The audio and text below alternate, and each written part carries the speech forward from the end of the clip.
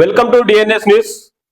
గత 10 రోజుల నుంచి మున్సిపల్ ఎలక్షన్లో రసవత్తరమైన ప్రచారాలు, ఓటర్లను ఆకర్షించే విధంగా ఒక్కొక్క పార్టీ అభ్యర్థులు డబ్బులతోనూ, మద్యంతోనూ, మాంసంతోనూ, ఆన్లైన్ షాపింగ్ చేసి వస్తువులు ఇంటికి పంపించడంలోనూ, కొంతమంది అయితే డబ్బులు బాగా ఉన్నాయి నా దగ్గర, నన్ను గెలిపించండి, మీకు ఏం కావాలో అని ఆఫర్ పెట్టిరట. మీ ఇంట్లో టీవీ ఉందా?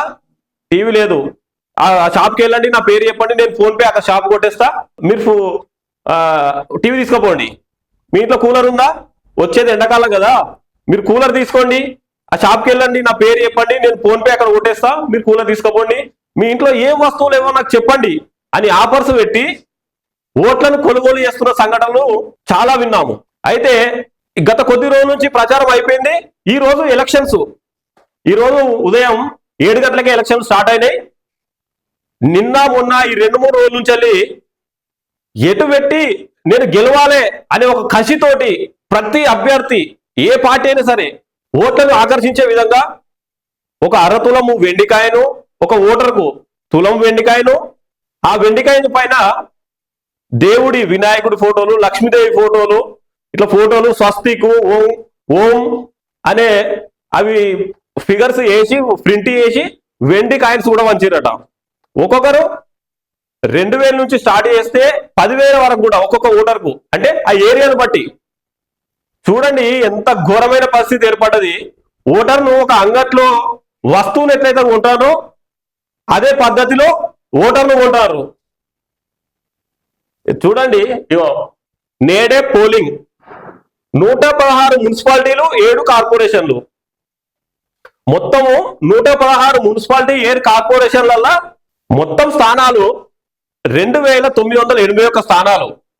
అందులో 12,944 మంది పోటీలో ఉన్నారు. కొన్ని పార్టీ అభ్యర్థులు, ఇండిపెండెంట్ అభ్యర్థులు, మొత్తం 12,944 మంది అభ్యర్థులు పోటీలో ఉన్నారు.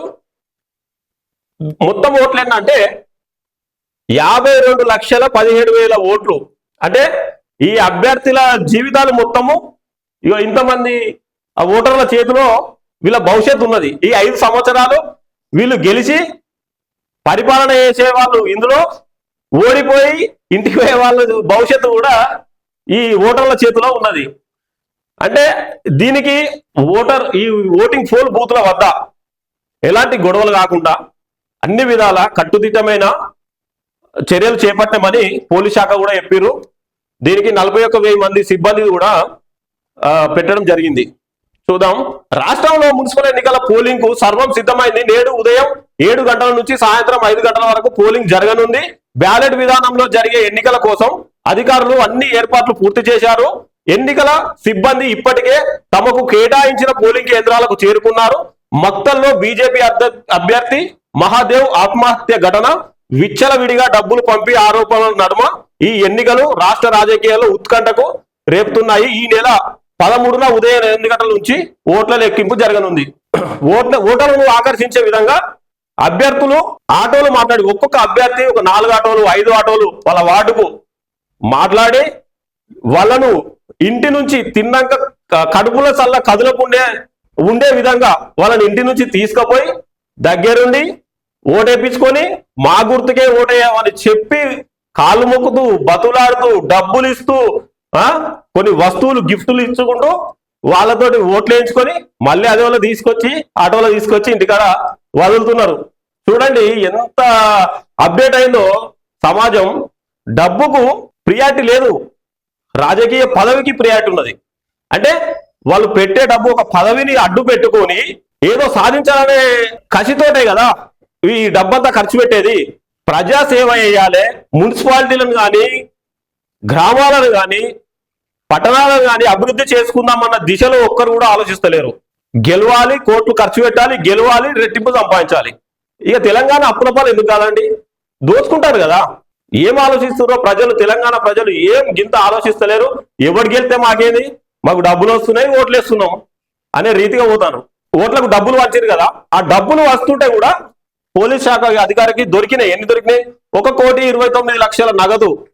అంటే వీళ్ళు పంచుతుంటే అక్కడక్కడ మున్సిపాలిటీలల్లా జేబులో పెట్టుకొని 50,000, 1,00,000, 2 లక్షలు జేబులో పెట్టుకుపోయి ఓటర్లకు పంచుతున్న క్రమంలో మొత్తం దొరికిన డబ్బు ఇది 1,29,00,000 నగదు దొరికింది.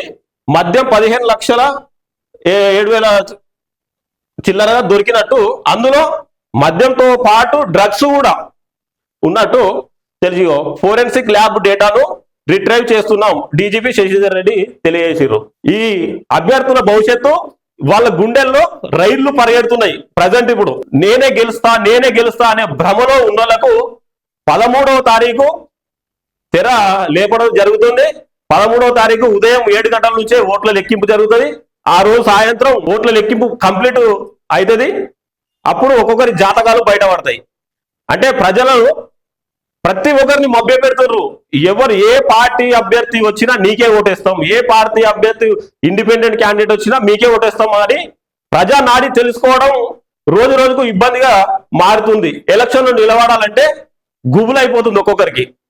చూద్దాం 13వ తారీఖు ఒక్కొక్కరి జాతకాలు ఎలా మారబోతున్నాయో చూద్దాం. చూస్తూనే ఉండండి డిఎన్ఎస్ న్యూస్.